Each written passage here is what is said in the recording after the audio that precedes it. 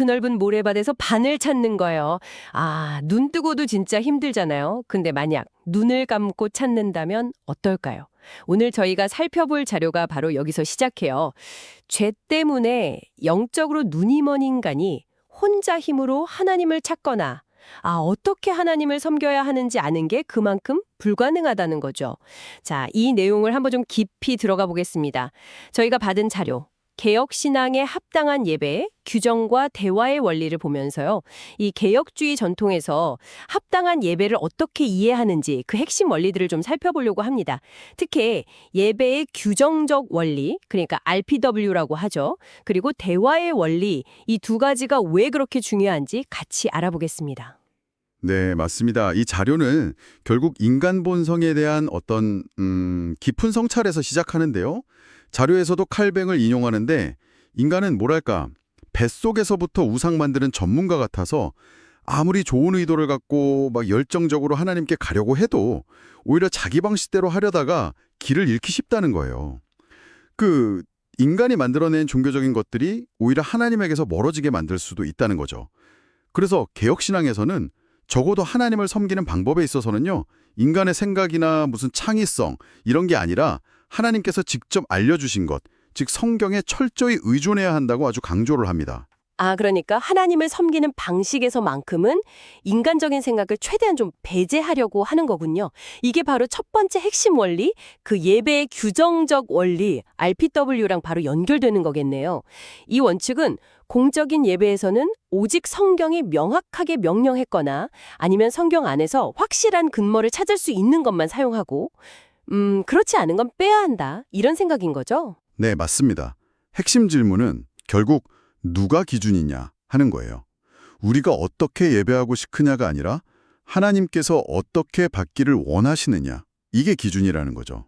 뭐 사람 생각, 감정 아니면 그 시대 유행 같은 게 아니라 성경이 최종 권위다 이런 원칙입니다. 여기서 진짜 재미있는 게 자료가 이 규정적 원리를 루터파의 허용적 원리하고 비교를 하잖아요. 네. 루터파는 성경이 딱 금지하지 않으면 어느 정도는 뭐 인간적인 판단이나 전통도 괜찮다고 본 건데 네네. 좀 더 열려 있었죠. 근데 개혁파는 인간 본성 자체가 계속 우상을 만들고 좀 세속적으로 가려는 경향이 있으니까 오직 성경이 말한 것만 허용하는 규정적 원리가 훨씬 안전하다. 이렇게 봤다는 거죠. 교회를 지키는 데 있어서요. 그렇죠. 칼뱅 같은 경우는 성경에 없는 인간의 고안물은 예배를 돕는 게 아니라 아주 강하게 표현했어요. 부패하고 오염된 것, 허구적인 것, 미신적인 것으로 만든다고 경고했거든요. 하나님이 정해주신 방식 외의 것은 그냥 하나님께 드리는 경배 자체를 왜곡시킨다고 본 거예요. 이런 생각이 나중에는 뭐 벨기에 신앙 고백서, 하이델베르크 요리문답, 웨스트민스터 표준문서 같은 그 중요한 개혁주의 신앙 고백들에도 다 중요한 원리로 들어가게 되고요. 그러면 이 규정적 원리가 성경 어디에 좀 근거를 두고 있는지 더 구체적인 예시 같은 게 있을까요? 주목할 점은요. 성경 전체적으로 하나님께서 당신을 섬기는 방식을 상당히 구체적으로 지시하시는 모습이 계속 나온다는 거예요. 예를 들면 출애굽기 25장부터 31장 쭉 보면 그 성막 설계부터 시작해서 기구 만드는 법, 심지어 제사장 옷까지 하나님이 진짜 세세하게 알려주시거든요. 핵심은 내가 내게 보이는 모양대로 장막을 짓고 출 25장 9, 40 이런 명령이 반복된다는 거죠. 인간이 뭘 창의적으로 하거나 뭐 아름답게 꾸며보자 할 여지를 안 주신 거예요. 와, 정말 상세했네요. 인간적인 걸 더하는 걸 원치 않으셨다는 의미군요. 그리고 이 원리가 얼마나 중요한지를 진짜 극명하게 보여주는 사건이 있죠. 바로 레위기 10장에 나오는 아론의 두 아들 나답과 아비후 이야기입니다. 이 사람들이 제사장이었는데 하나님께 분향을 할 때 하나님이 명하시지 않은 다른 불, 원어로는 불법적인 불을 썼어요.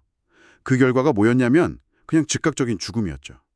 이 사건은 예배에서 인간의 열심이나 좋은 의도보다 훨씬 중요한 게 하나님의 명령에 순종하는 거다. 이걸 아주 강력하게 보여줍니다. 하나님이 정하신 방식에서 벗어난 예배는 복이 아니라 오히려 심판을 가져올 수도 있다는 그런 무서운 경고죠. 하나님이 시키시지 않은 걸 한 대가가 정말 컸네요. 그렇습니다. 그리고 자료는 이 외에도 하나님이 받지 않으시는 예배 사례를 꽤 많이 들어요. 가인의 제사도 그렇고 창사, 금송아지 사건은 말할 것도 없고요. 심지어 이사야 1장 보면 하나님이 이스라엘의 그 형식적인 예배가 막 역겹다고까지 하시잖아요. 우사가 법궤 만졌다가 죽은 사건, 사마 6 같은 것도 어쩌면 인간 편에서는 좋은 의도였거나 뭐 관습이었을 수도 있는데 하나님의 기준에는 안 맞았던 거죠. 이 모든 예들이 결국은 예배의 기준, 내용은 하나님께 속했다는 걸 계속 강조하는 겁니다. 아, 이제 10계명이랑도 연결된다는 점이 흥미로웠어요. 특히 그 2계명이요. 네. 너를 위하여 새긴 우상을 만들지 말고 그것들에게 절하지 말며 그것들을 섬기지 말라. 출 20.4에서 5. 자료는 이 계명을 그냥 눈에 보이는 형상 만들지 말라. 이걸 넘어서서 예배의 방식, how to worship에 대한 규정으로 봐요. 즉, 하나님을 섬기는 데 있어서 어떤 인간적인 방법이나 형상을 고안하지 말라. 이런 명령이라는 거죠. 영어 성경에서도 섬기지 말라를 종종 월십하지 말라로 번역하거든요. 그런 맥락입니다. 요한복음 4장 24절 하나님은 영이시니 예배하는 자가 영과 진리로 예배할지니라. 이 말씀은 어찌 보면 이 부정명령의 긍정적인 표현이라고 할 수 있어요. 하나님의 본질, 영, 그분이 계시하신 진리, 말씀에 따라서만 예배해야 한다. 이런 뜻이죠. 그렇군요. 규정적 원리가 왜 나왔고 또 성경적으로 어떤 근거가 있는지 좀 알겠습니다. 이런 시각에서 보면 그 중세 카톨릭 교회의 예배는 개혁자들 눈에는 정말 큰 문제로 보였겠어요. 네, 맞습니다. 자료에서도 지적하듯이 중세교회는 성경 권위보다는 교회의 전통이나 여러 인간적인 요소들을 예배에 많이 넣었죠. 뭐 화려한 예식이라든지 성인 숭배 사상이라든지 성경에 없는 성례라든지 이런 것들이요. 그래서 종교개혁은 단순히 교리만 바꾼 게 아니라 예배에서 말씀의 중심을 회복하고 이런 비성경적인 것들을 없애는 일종의 예배개혁이기도 했어요. 자료에 인용된 개혁자들 경고가 오늘날에도 좀 유효하게 들리는 것 같아요. 칼뱅은 하나님이 명하지 않은 모든 예배 형식은 사람의 발명품이고 거룩한 예배를 더럽힌다고 했고 심지어 2세기 교부 토툴리안도 예배에서 뭘 할지는 하나님만 말씀하신다. 우리가 더하거나 빼는 건 불순종이다. 이렇게 말했다고요. 근데 자료는 오늘날 개신교 예배 안에서도 이 규정적 원리가 좀 약해지면서 비슷한 걱정거리들이 보인다고 지적하네요.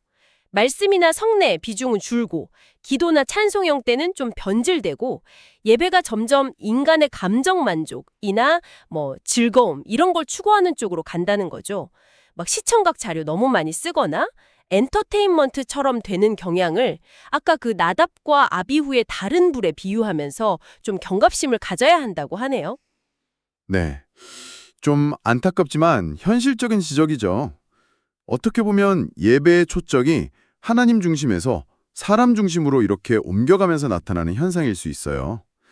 예배드리는 사람의 경험이나 만족이 제일 중요해지면 하나님께서 원하시는 방식보다는 그냥 사람이 보기에 좀 매력적이거나 감동적인 요소들이 예배를 채울 위험이 커지는 거니까요. 그래서 자료는 결론적으로 사람한테 예배를 맞추지 말고 사람이 예배에 맞춰줘야 한다 이렇게 강조하는군요. 성경이 보여주는 예배, 그러니까 규정적 원리에 충실한 예배로 돌아가는 게 취급하다. 이게 바로 영과 진리로 드리는 예배의 본질이다. 이런 주장이네요. 정확합니다. 그리고 개혁신앙이 예배를 이해하는 데 있어서 또 하나의 정말 중요한 기둥이 있어요. 바로 대화의 원리, dialogical principle입니다. 이걸 좀 더 푼 그림에서 보면 예배는 그냥 우리가 하나님께 일방적으로 뭘 드리는 행위가 아니라는 거예요. 그보다는 하나님과 그분의 백성, 이 언약 관계의 두 당사자 사이에서 일어나는 살아있는 대화 혹은 소통이라는 관점이죠. 대화요? 되게 흥미로운 개념인데요. 그냥 의무를 다하는 게 아니라 서로 교류한다는 의미로군요. 네, 그렇습니다. 예배는 하나님께서 먼저 우리에게 말씀이나 성례 같은 걸 통해서 은혜와 복을 주시고 우리는 그 은혜에 감사하면서 찬송하고 기도하고 헌신으로 응답하면서 하나님께 영광을 돌려드리는 receiving and responding 그런 상호적인 교제의 과정이라는 거예요. 이 주고받음의 역동성, 이게 예배의 핵심이라는 거죠. 자료에서 인용한 이레니우스 말처럼 예배는 하나님과의 거룩한 합창 같은 겁니다. 와, 거룩한 합창이라. 그러면 이 대화의 원리는 실제 예배 순서를 짤 때 어떤 영향을 미치나요? 규정적 원리가 무엇을 할 거냐를 정한다면 대화의 원리는 그걸 어떻게 배열하고 경험할 거냐? 뭐 이런 지침이 되는 건가요? 네, 그렇게 볼 수 있겠네요. 대화의 원리는 예배 순서를 그냥 쭉 나열하는 게 아니라 하나님과의 주고받음이라는 의미 있는 흐름으로 구조화하는 기준이 되는 거죠. 예를 들어 칼뱅의 그 제네바 예전 같은 역사적인 예배 순서들을 보면 이런 말씀과 응답이 되게 조화롭게 짜여 있는 구조를 잘 보여줘요. 예배의 핵심 요소들 있잖아요. 말씀, 성례, 기도, 찬송. 이런 규정적 원리에 따라 허용된 요소들을 이 대화의 흐름에 맞게 배치하는 거죠. 아, 예를 들면 어떤 식으로 그 주고받음이 이루어지는 건가요? 자료에 나온 예시를 보면 이런 식이에요. 하나님께서 예배로 부르심, 주심으로 시작하시면 백성은 영광송 같은 걸로 응답하며 나아가고 드림, 하나님께서 말씀 선포, 주심을 통해 자신을 보여주시면 백성은 신앙 고백을 하거나 감사 찬송, 드림으로 화답하고 하나님께서 성례, 주심을 통해 은혜를 딱 확인시켜 주시면 백성은 결단 찬송이나 헌신, 중보기도, 드림 이런 걸로 헌신을 다짐하고요. 마지막으로 하나님께서 강복선언, 주심으로 복을 약속하시면서 세상으로 보내시는 그런 흐름이죠. 중요한 건 각 순서가 그냥 순서가 아니라 하나님과의 상호작용 속에서 어떤 의미가 있는지 아는 거예요. 와, 그렇게 보니까 예배가 훨씬 더 뭐랄까 역동적으로 느껴지네요. 그냥 순서 따라가는 게 아니라 진짜 하나님이랑 실시간으로 대화하는 자리에 참여하는 것처럼요. 그냥 앉아서 구경하는 게 아니라 능동적인 참여자가 되는 거네요. 네, 바로 그겁니다. 그게 이 원리가 추구하는 바예요. 삼위일체 하나님과 진짜로 소통하는 살아있는 예배를 경험하는 거죠. 근데 자료는 오늘날 많은 예배가 겉으로는 막 세련되고 화려해졌는데 정작 이런 하나님과의 실제적인 소통이 없는 worship poor, 그러니까 예배 빈곤 상태일 수 있다고 좀 우려해요. 마치 그 갈멜산에서 바알 선지자들이 하루 종일 막 소리쳤는데 아무 응답 없었던 것처럼요. 인간적인 노력이나 활동은 넘쳐나는데 하나님의 임재나 응답은 없는 그런 공허한 예배가 될 수 있다는 경고입니다.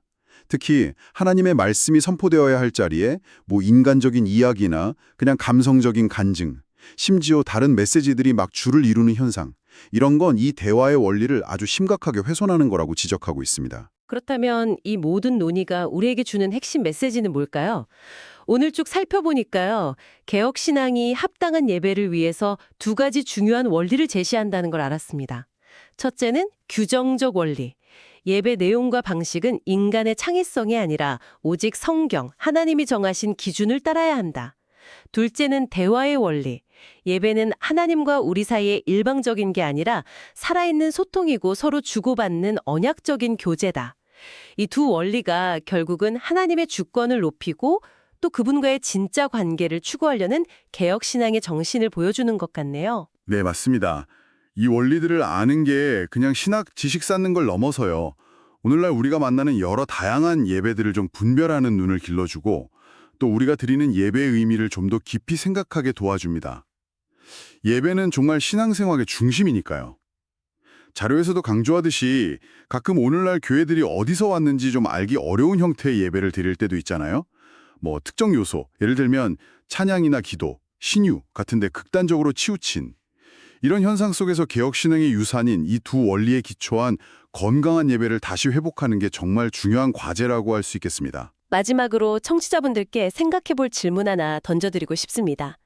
자료에서 강조했듯이 예배가 살아계신 하나님과의 실시간 대화이고 그 대화에는 하나님이 정하신 규칙, 즉 규정적 원리가 있다면 다음 예배에 가실 때 이렇게 한번 스스로에게 물어보시면 어떨까요?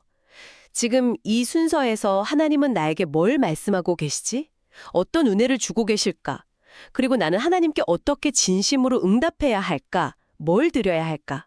그냥 정해진 순서 따라가는 걸 넘어서 예배의 매 순간 의식적으로 대화 참여자로서 하나님 앞에 선다는 게 구체적으로 어떤 모습일지 한번 깊이 생각해 보시면 좋겠습니다.